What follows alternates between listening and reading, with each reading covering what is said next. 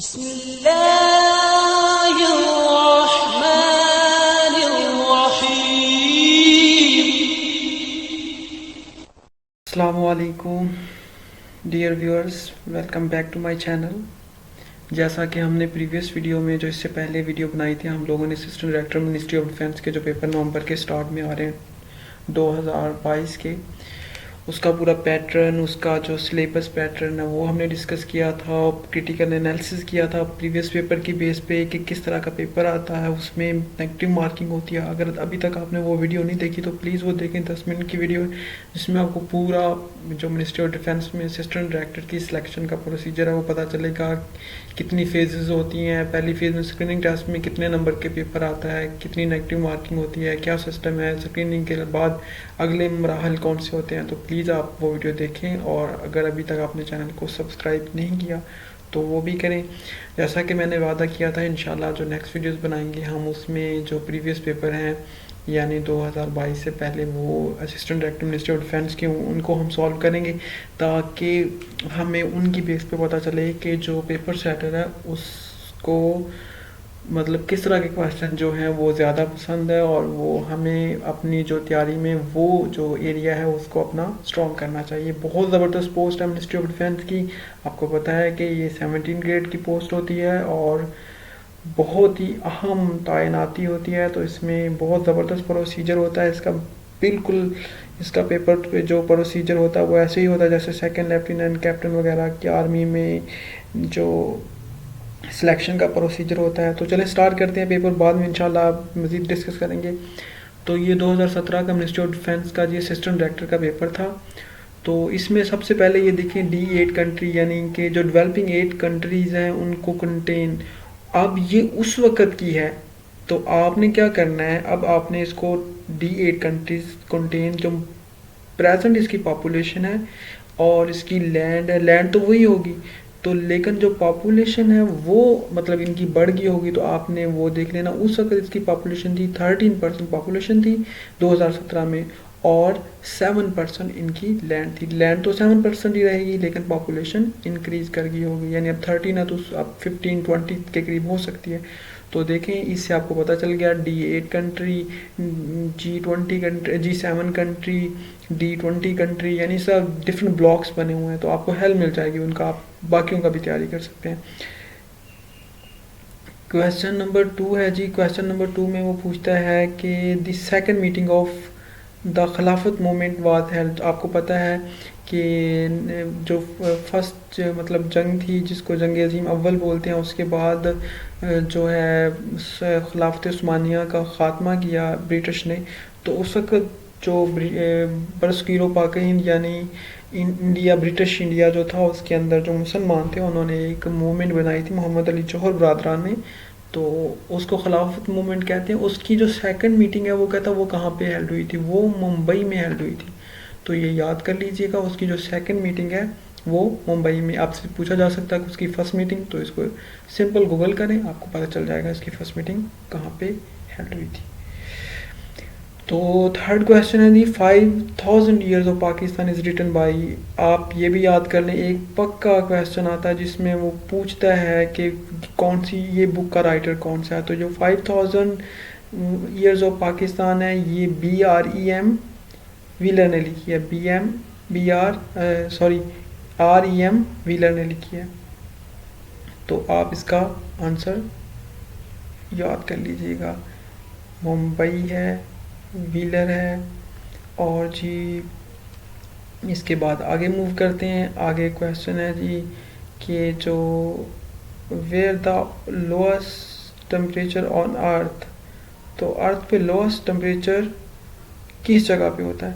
तो मैंने जो गूगल किया था वो था जी 89.4, यानी माइनस में, यहाँ पे माइनस उसने मेंशन नहीं किया, आप देख लीजिएगा।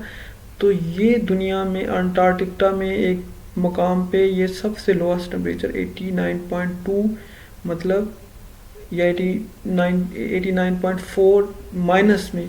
तो ये देखा गया, ये माइनस यहाँ पे साइन जरूर देखिएगा, माइनस में ही मिनिमम होता, प्लस में तो 90 नहीं हो सकता टेम्परेचर।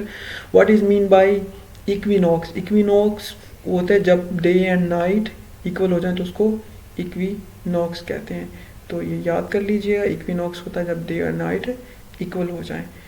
तो नेक्स्ट में चलते हैं।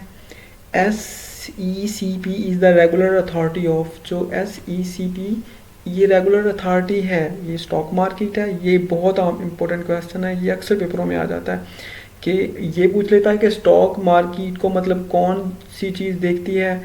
तो आपने ये याद कर लेना है।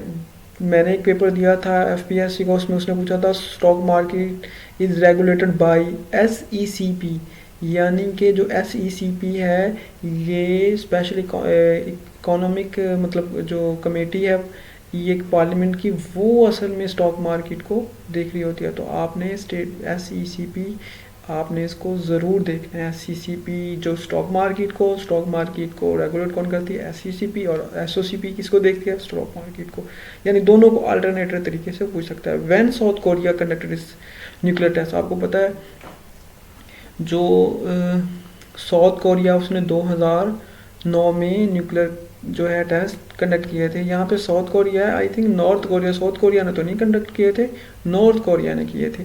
तो साउथ कोरिया नहीं है ये, इधर आप याद कर लीजिएगा, नॉर्थ कोरिया है। नॉर्थ कोरिया ने 2009 में न्यूक्लियर टेस्ट कंडक्ट किए थे।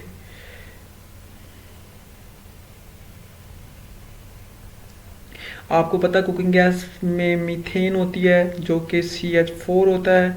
तो मीथेन और यानी ब्यूटेन 4 और प्रोपेन 3। तो इसका आंसर आएगा ये बी के, यानी कि जो आपकी कार्बन 3 ये होती है प्रोपेन, और कार्बन जो 4 होती है आपको पता उसको ब्यूटेन कहते हैं। तो आपको पता है जो आपकी घरेलू गैस होती है वो उसको मीथेन भी बोलते हैं, वो CH4 होती है। तो कुकिंग गैस में प्रोपेन और ब्यूटेन होते हैं। तो ये पूछा जी, the Central National Mohammedan Association was founded 1877 में। सेंट्रल मोहम्मदन एसोसिएशन ये बनाई थी जी सैयद अमीर अली ने। ये बहुत ही इम्पोर्टेंट है कि जो सेंट्रल नेशनल मोहम्मदन एसोसिएशन है ये कब बनी, ये डेट के बारे में पूछा जा सकता है। 1877 में कौन इसका फाउंडर है, सैयद अमीर अली साहब इसके फाउंडर हैं। तो ये क्वेश्चन भी आपसे पूछा जा सकता है दोनों ही तरीके से, यानी इसकी डेट पूछी जा सकती है और इसका फाउंडर के बारे में पूछा जा सकता है। क्वेश्चन नंबर 10 की तरफ बढ़ते हैं जी। Which country scientist just deployed a joint telescope under for the first time. उस वक्त ये जो टेलीस्कोप थी ये रशियन ने मतलब की थी 2017 में। तो अब लेटेस्ट आप इसको सर्च कीजिएगा, हो सकता है जो लेटेस्ट है वो चाइना ने की हो या रशिया ने दोबारा कोई और कर दी हो। तो आप इस तरह देख लीजिएगा। अभी जो नासा ने एक टेलीस्कोप मतलब बेची है तो वो भी आ सकता है। तो आगे चलते हैं जी। The action button in PowerPoint, देखें इसमें चूंकि ये एक एडमिनिस्ट्रेटर जॉब भी है तो इसमें आपको पावर पॉइंट, एक्सेल और MS वर्ड के बारे में भी क्वेश्चन आएंगे। तो जो ये 3 उसने पूछा, द एक्शन बटन एंड भी एक्शन बटन है, होम भी, टैब भी, तो तीनों ही ऑल ऑफ दीज आएगा इसका आंसर। तो 11 का आंसर आया जी ऑल ऑफ दीज। तो पावर पॉइंट में ये सभी एक्शन बटन होते हैं। Who conquered the island of Cyprus, तो ये 3 सहाबा हैं, हज़रत अबू बकर सदीक, हज़रत उमर, हज़रत उस्मान रज़ी अल्लाह तआला अन्हु थी। तो हज़रत उस्मान रज़ी अल्लाह तआला अन्हु के दौर में जो साइप्रस है, जो कि तुर्की का भी इसके साथ इशू चल रहा है यूनान के साथ, तो हज़रत उस्मान के दौर में ये फतह हुआ था।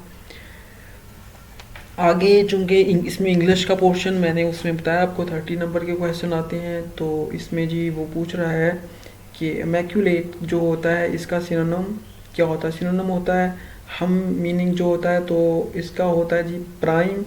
प्राइम इसका सिनोनिम है प्राइम, यानी आप जानते हैं प्राइम का मतलब क्या होता है कि प्राइम असल में किसी भी चीज़ के मतलब अहम सुपीरियर पार्ट को बोलते हैं। तो इमैक्युलेट असल में सुपीरियर होता है, प्राइम सुपीरियर, इमैक्युलेट जिसको अहम कहते हैं, जैसे प्राइम मिनिस्टर यानी अहम जो मिनिस्टर होता है। तो इमैक्युलेट असल में सुपीरियर बोला जाता है, तो इसका प्राइम आएगा यहाँ पे।